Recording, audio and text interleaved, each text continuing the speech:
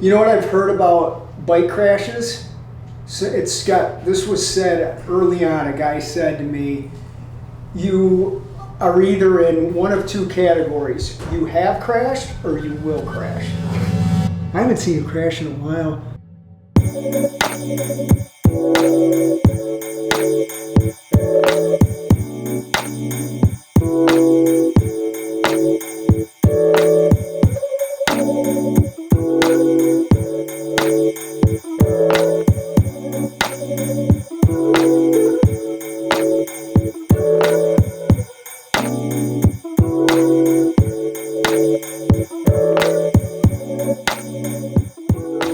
Andy, this will be your what, Ironman? How many? 21. 21? Shane, how many? 6. 6. 10? 118. 118. Gross. But 21? Yeah. I didn't think it was that many. That's good. So, like, do you guys consider Todd to be like your Ironman sponsor? Like, is he the one who got you guys into it or introduced you to it? Yeah, definitely introduced to it. I remember reading Todd's book when I was 16 and in school suspension. Addict to Ironman. Yeah. And I remember that, and then coming into the program, 15 years later. How long was it before you were in with us that you were toying with doing one of these? Not till I started working here, really. Are you guys going to have like a coordinated dance that you do when you all finish? There's got to be a camaraderie, right? You know what's cool is on the bike nobody's talking. It's very subdued during the swim. The bike, nobody's talking. And on the run, it's there's some interesting things that go on out there. It's quiet at times, and you can hear the feet sloshing. Or if you see somebody, it's just a quick nod. This sucks, There's a lot of that. Any shit talking ever? Not like aggressive, but like I don't hear playful banter, I guess. No, good question. I have not heard that. Yeah. You hear a lot of keep it going, you're on your second lap. If it's a 2-lap run, you'll hear a lot of that. I would have to imagine, though, that if you saw this guy out there tomorrow on the run, there would be some, like, playful banter shit talking, no? We hook up a lot, and we don't really... Yeah, no. Supportive. Yeah, supportive, definitely. Some people have commented on, like, the tri-suits that we wear because they're racing for recovery. That's cool. Talking about how they're in recovery very quickly, obviously, but yeah, that's probably one of the best parts of the race. Like that.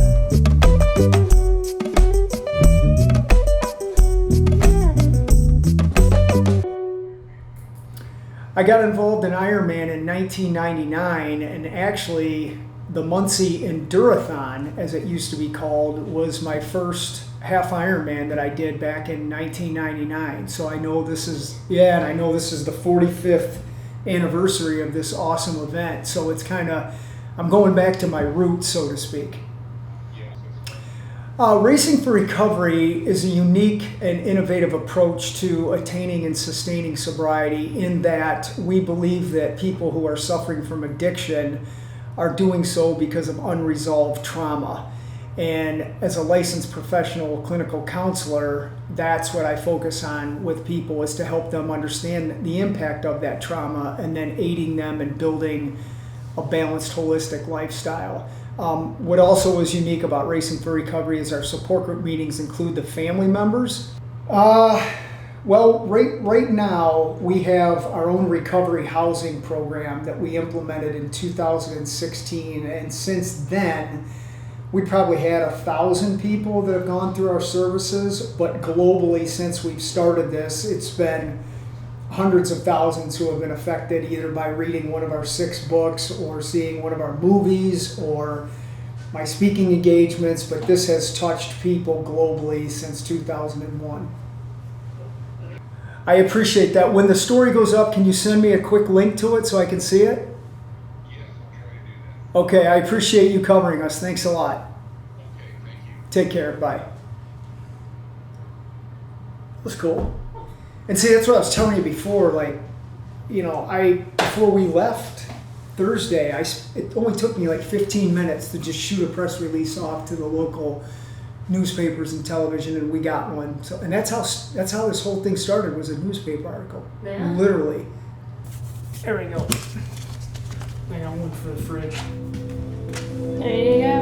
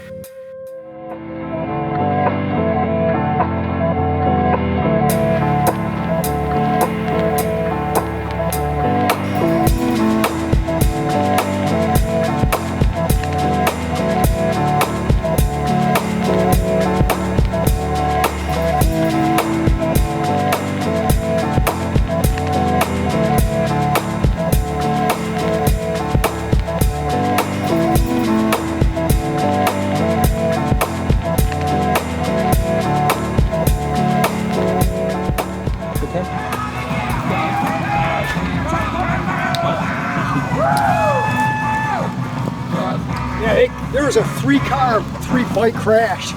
I thought he was going to be able to keep going. So I stopped, and I'm like, "Are you all right?" Man, I truly hope Shane didn't break his collarbone.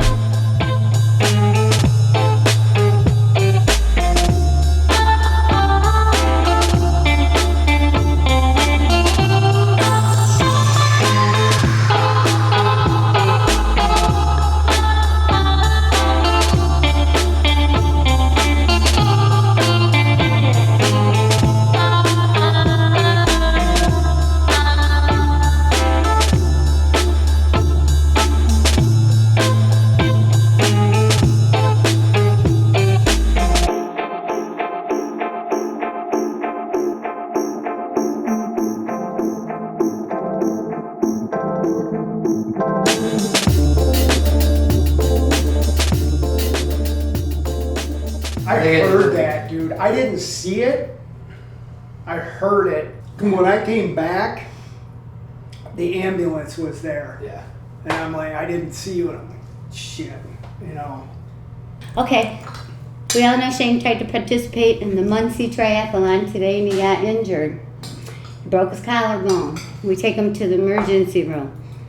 But in the medical tent at the triathlon, he never complained, he never cried, he never teared up, he never ached out in pain. He just manned up. I get him to the emergency room. We get him registered. They take him back to a room, and the nurse comes in and says, "We have an order for an x-ray for you, so we're going to take him on back for the x-ray." I said, "Okay, well, I'll sit here and I'll just wait in the room." So then the physician's assistant comes in while he's out the room, and she said, "I understand he had an accident. Can you tell me about it?" I said, "Yeah, he was participating in, I believe, his 6th triathlon. He swam, he got on the bike, he got halfway through the bike ride and he had an accident. He hit a bike and a bike hit him and he went down." And I said, "But he stayed conscious and everything. That's not a concern." I said, "But we believe that he has a broken collarbone." And I said, "Just so you know, I said, he is working on his athletic abilities, his nutrition ability." I said, "He's been an addict in the past. He's been clean for 4 years." I said, "So he definitely doesn't want any type of medication that would interfere with that." And the woman said, "You are kidding me." She said, "I actually have somebody in here that's been clean for 4 years. Where's he from?" I said, "He's from Toledo, Ohio." I said, "He went through a program called Racing for Recovery." And I said, "Ma'am, you need to know it wasn't his first program that he had went through." I said, "But this program works on your physical health, your nutrition, all areas, not just getting you clean and sober." I said, and she went like this, "I can't wait till he comes back here to meet him. Wow. I don't meet people like this." And so after she kind of treated him, and she said, "Your mom gave me a little history," and she checked him out. But when she got done treating Shane, she went over and said to him, she said, and she's a younger doctor, a female. She said, I can't believe I get to treat you today. She said, Wow. I never see people like you. I see people at the opposite end of you, and they never get to where you're at. She said, this has been the best treatment I have provided all week. Yeah. But what I have to tell you is, when she told Shane that, he put his head down and started crying. It just tore him up that somebody would recognize that and take time with him Yeah. to praise his abilities. That's great. Yeah, you can't make Shane tear up and cry. Not much, not for real. But when she did, and with the injury he had and stuff, it just hit him so hard. But for me to be able to talk to her and tell her what he's been through, how he's been through it, and where he's at today, and why, and where he came from. That's awesome. Because I thought she needed to know that. She needed to hear that about him. He just wasn't a young kid riding a bike that fell off and is in here trying to get you to give him some pain meds. Yeah. Type of Right. thing, you know. Yeah. That's awesome. That's awesome. I thought it was because that doctor, she said, we don't see people like this. We don't see people like you. Right. We see them at the opposite spectrum. And she said, I just can't tell you. She said, you're the best patient I've treated all week. Yeah. Yeah. So it really, That's even great. though it was a lot of pain at the end of it, it really emotionally touched him a lot. You hurt, buddy? A little discomfort, but Do you need to lay all in down? all, pretty good. Yeah, I'll probably grab a couch here in a minute. Yeah. Did you get a sticker from the hospital? I did not. Pull out laptop. You didn't get anything? I got a picture. Oh, I guess that's That was close cool. enough. Yeah. It's kind of like a medal. I'm gonna frame that. It's going right above the trophies. Goes right along with the medals.